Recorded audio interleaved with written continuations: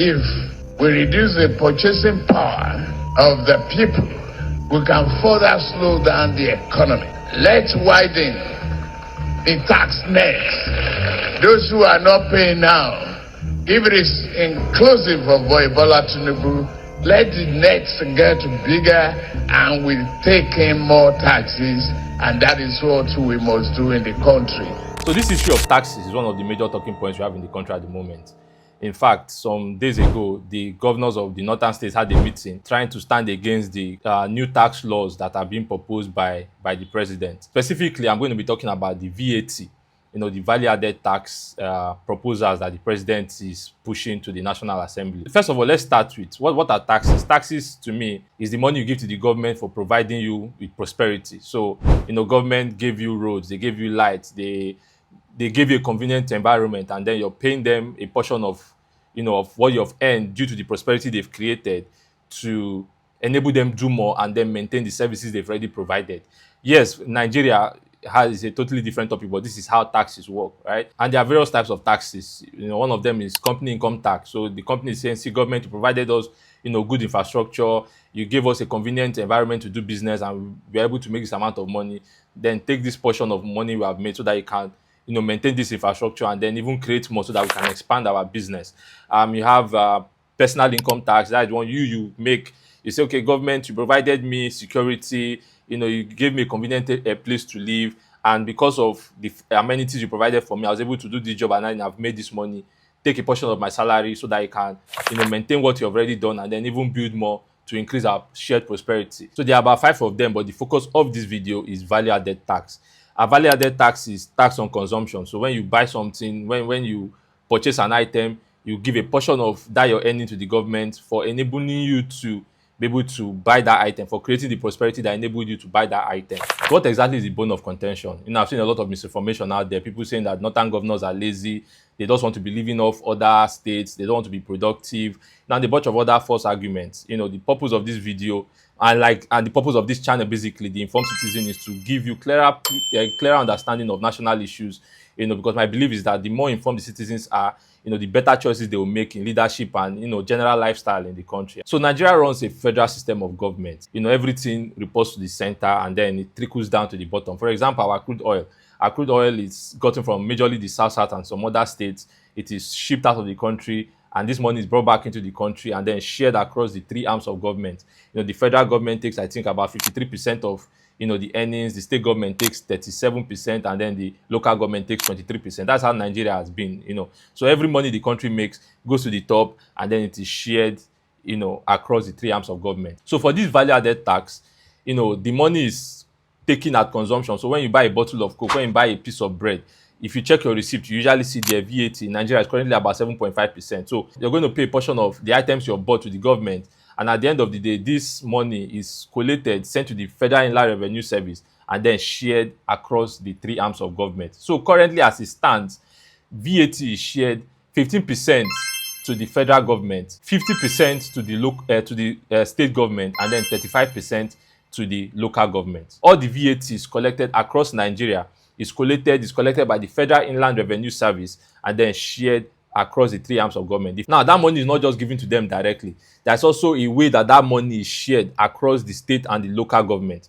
So, you see that 50% and 35%, it now has some other sharing formula, right? Now, 20% of the money collected is retained by the states that the taxes are taken from. Let's say Lagos State government generates 400 million in value-added tax. 20% is retained by Lagos State government. 30% is now shared according to the population of states. So the states with the highest population take a larger portion of that money, right? And then the remaining 50% is now shared equally across the states. So that is how the value-added tax is. That's the current regime. That's how it is currently handled. However, let me try and break down what is being proposed now that is causing problems. Now, this new tax regime is saying that, see, that 100%, rather than federal government taking 15%, we are going to take only 10%, right? The state government, your allocation is now going to increase from 50% to 55%. And then the local government, you maintain your 35%. So the federal government is actually even reducing their own stake. Then you begin to wonder, so what exactly is the problem? Well, the problem now is how it is now shared amongst the states and the local government. Remember, as it stands now, 20% is retained by the states that generate this money, 30% is according to your population, and then 50% is shared equally. However, by this new tax regime, 60% will be retained by the states that generate those taxes, that is the VAT. And this is what is causing problem. Now, before you now jump into conclusion and say, I don't see what the problem is. I mean, you eat what you kill. Let me make it clearer for you. So let's say now, I've already done this calculation, so I won't bore you with the breakdown. I'll just give you the summary of calculation I did. So let's take a hypothetical case, right? So total VAT that was generated for this particular year was 1 billion naira. The federal government is going to keep 150 million naira.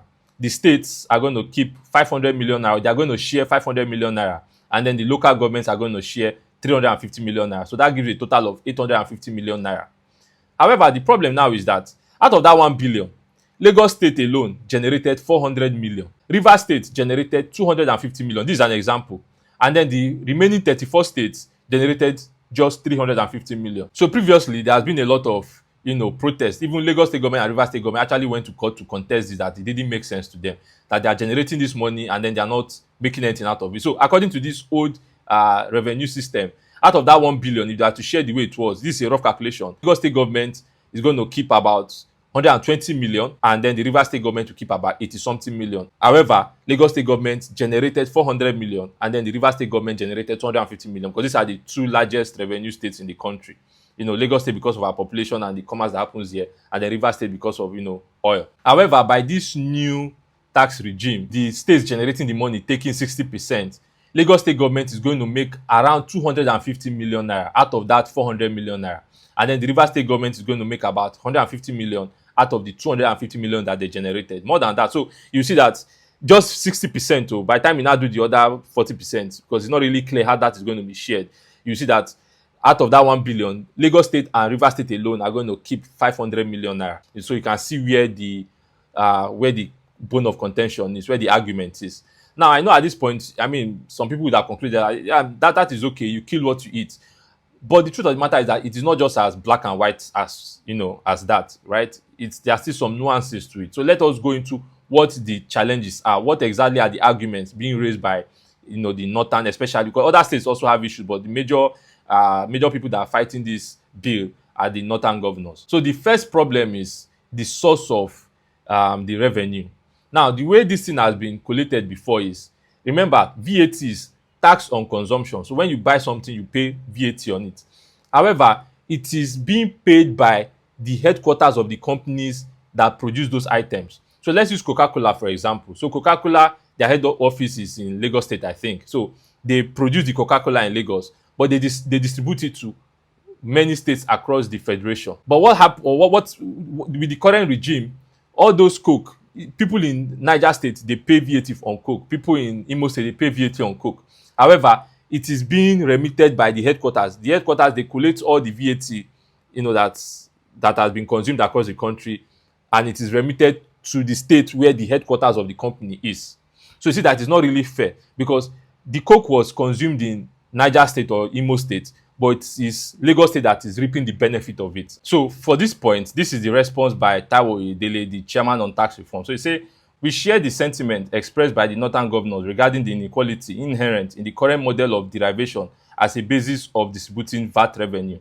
The issue, in fact, affects many states across all geopolitical zones, because the current derivation is mainly determined based on where VAT is remitted, rather than where goods or services are supplied or consumed. So you see that idea that the North does not want to drink alcohol, but they want to collect alcohol money, that is not really what it is.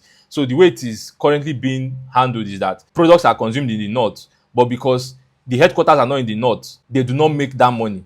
The money is remitted, or the money is made by the state where the headquarters of that product that was consumed is located. And most of the headquarters are in the southwest, so Lagos and Ogun State. So that is the first issue there. So, but now Mr. Taiwo is saying that this is going to change, so that the taxes are now going to be collected by the states where those things were actually consumed. Now, the second argument that the northern governors are raising is that there are some items that are VAT exempt, right? Majorly food. So, most of the food you consume in the country is, comes from the north, middle belt, wherever. But most of the food you consume comes from the north. And then they are saying you don't collect, the government does not collect VAT on food because they don't want to increase the price of food. No, tax, that VAT is extra money you pay. So the government, knowing that food is a very important factor in inflation and our day-to-day life, they say, okay, we're not going to collect taxes on food. And then the north is saying you're not collecting taxes on food and you're also depriving us the ability to earn. However, this is the response of the chairman on tax reforms to this problem. He says, for example, a state that produces food shouldn't lose out just because its products are VAT exempt or consumed in other states. The state where the supply originates should be recognized for its contributions. The same principle should apply to services like telecommunications. VAT distribution should reflect where subscribers are located. We will collaborate with all stakeholders to address this concern with a view to finding a balanced solution that achieves a win-win outcome for all. So it is not yet cast in stone. This is still a bill that is in the National Assembly. It has not even passed first reading. This is the period where we still deliberate and fine-tune it to make it better. So nothing has been cast in stone yet, right? So you see that this issue is not a matter of this person is wrong, this person is right. And that's why I made this video, so that you understand the scope of what the problem is and we can have much more educated and enlightened discussion. I hope this video made sense to you. Like I said, this is not a law yet. This is still a bill and it's going to be fine-tuned. So we're going to follow the case, and I believe that at the end of the day, we're going to have a situation that will best serve all Nigerians.